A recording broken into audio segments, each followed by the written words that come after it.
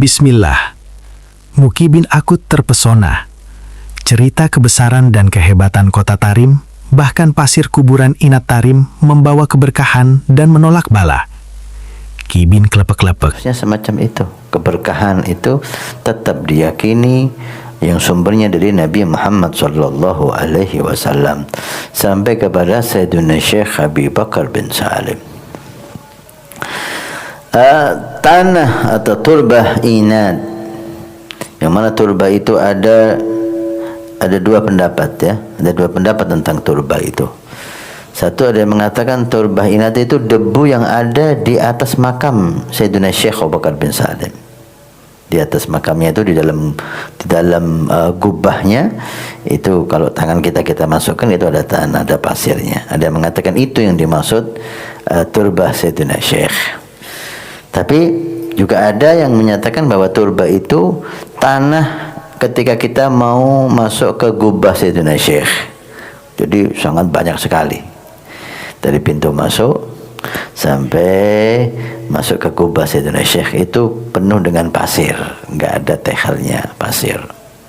Itu sebagai mengatakan itu yang dimaksud turbah Sayyidina Syekh. Walhasil ada kalimat-kalimat Sayyidina Syekh Abu Bakar bin Salim yang menunjukkan keberkahan turbah itu. Maka Anda bebas. Ini bukan hadis, ini bukan Al-Quran. Anda yang mempercayai karamah para aulia salihin, Anda yang meyakini kedudukan mulia dari Sayyidina Syekh Abu Bakar bin Salim, silakan Anda percaya. Wa insyaallah berkah Anda dapatkan. Astagfirullah.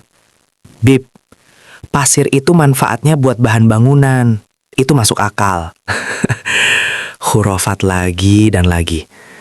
Tapi Kibin sih pasti terpesona. Percaya aja. Cerdaslah sedikit, wahai para mukibin. Simak nih video ini. Tonton sampai habis. Semoga tercerahkan. Dalam setiap propaganda spiritualnya, Kran Ba'alawi, para imigran Yaman yang menyebut diri sebagai habaib, selalu menanamkan satu narasi besar, bahwa mereka berasal dari negeri yang termulia di dunia, negeri para wali, negerinya para kekasih Allah, Hadramaut. Mereka menjadikan tanah asal nenek moyangnya itu sebagai simbol kemuliaan dan pembenaran atas klaim keturunan Nabi Muhammad. Hadramaut, terkhusus Tarim, digambarkan sebagai kota penuh cahaya, tempat ribuan wali dimakamkan, dan bumi yang keberkahannya menetes hingga ke seluruh penjuru dunia Islam. Namun benarkah demikian kenyataannya?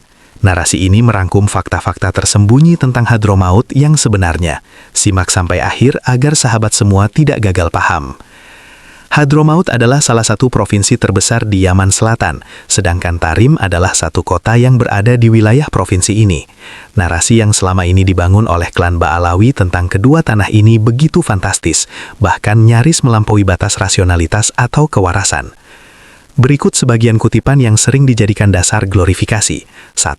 Tidak ada tempat di dunia ini yang lebih baik dari Tarim setelah Mekah, Madinah, dan Aqsu. 2. Di pemakaman Zanbal dimakamkan 1000 wali, dan 80 diantaranya mencapai derajat kutub.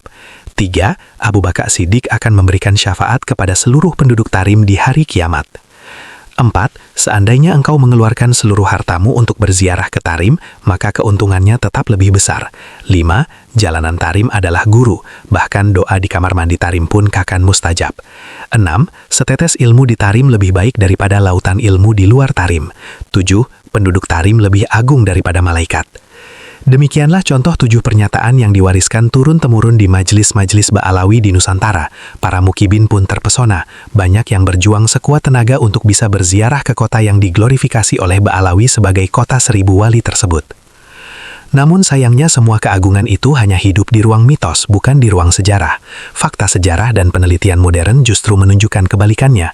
Sebagai sebuah provinsi, Hadramaut dengan Tarim menjadi salah satu bagiannya, bukanlah negeri penuh kemakmuran dan keberkahan, melainkan tanah miskin dan tandus yang selama berabad-abad mendorong penduduknya bermigrasi ke luar negeri demi bertahan hidup. Sejarawan Belanda Van den Bosch bahkan menulis sejak tahun 1886 dengan mengatakan orang Hadrami meninggalkan tanahnya karena tidak ada masa depan di sana.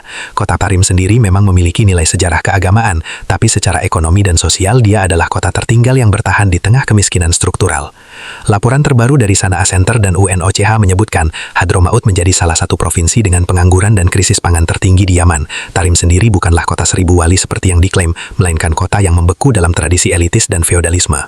Penelitian sejarawan Jerman Ulrike Freitag menyebut Tarim sebagai masyarakat yang dikontrol oleh kelas religius yang mempertahankan kekuasaan lewat simbol kesucian dan garis keturunan. Kelas Sayyid menempati posisi tertinggi, sementara masyarakat biasa disebut masakin, yang berarti orang kecil tak berdaya. Di tengah perang dan krisis ekonomi, kelompok religius tetap hidup dari donasi diaspora Ba'alawi di luar negeri, sementara rakyat Hadramaut harus berjuang untuk sekedar bertahan hidup. Sejak Perang Saudara pecah di tahun 2015, Hadramaut menjadi salah satu wilayah yang paling menderita akibat kelangkaan bahan bakar, hancurnya infrastruktur, dan kemiskinan ekstrim. Kota Mukalla sempat dikuasai oleh kelompok Al-Qaeda Indo-Arabian Peninsula, sementara Tarim sendiri terisolasi, kehilangan wisatawan dan sumber pendapatan.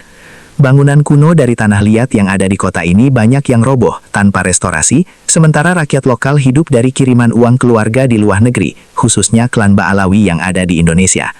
Ironisnya, di tengah penderitaan itu, klaim Hadramaut sebagai tanah penuh berkah tetap dipertahankan di luar negeri, terutama di Indonesia, Malaysia, dan Afrika Timur. Hadramaut dijual sebagai surga spiritual, padahal kenyataannya hanyalah tanah yang menangis darah dan air mata. Realitas sejarah menunjukkan bahwa Hadramaut adalah tanah miskin yang hidup dari migrasi. Tarim adalah kota feodal yang dikuasai oleh elit religius bernama Ba'alawi, dengan bangunan nasab yang semakin rapuh dan menunggu batas akhir. Kemuliaan yang digembar-gemborkan hanyalah alat legitimasi spiritual bagi klan Ba'alawi yang mengaku sebagai keturunan suci Rasulullah Shallallahu Alaihi Wasallam. Dengan demikian dapat ditarik suatu kesimpulan, Hadramaut dan Tarim yang dijual di atas mimbar bukanlah kenyataan, melainkan hanyalah mitos yang sengaja dipelihara oleh kepentingan glorifikasi nasab klan Ba'alawi. Justru dunia saat ini mengenal Hadramaut sebagai tanah miskin terbelakang dan terpecah belah sejak berabad-abad silam. Tarim yang diklaim sebagai kota seribu wali hanyalah sebuah oasis kecil di tengah padang pasir, diapit oleh kemiskinan dan fanatisme keagamaan yang mengeras dari waktu ke waktu. Yang tersisa di Hadramaut dan Tarim hanyalah reruntuhan sejarah, perang saudara, dan krisis kemanusiaan yang seolah tiada berujung. Yaman Selatan kini menjadi ajang perebutan pengaruh antara Iran, Arab Saudi, dan Uni Emirat Arab. Tanah para habaib jauh dari kebaikan yang sering dieluk-elukan di hadapan para mukibinnya.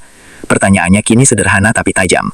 Jika negeri asal mereka saja tidak makmur, tidak stabil dan tidak damai, mengapa kita justru harus mengagumkan klaim mereka sebagai keturunan Nabi yang seolah-olah membawa berkah dari langit?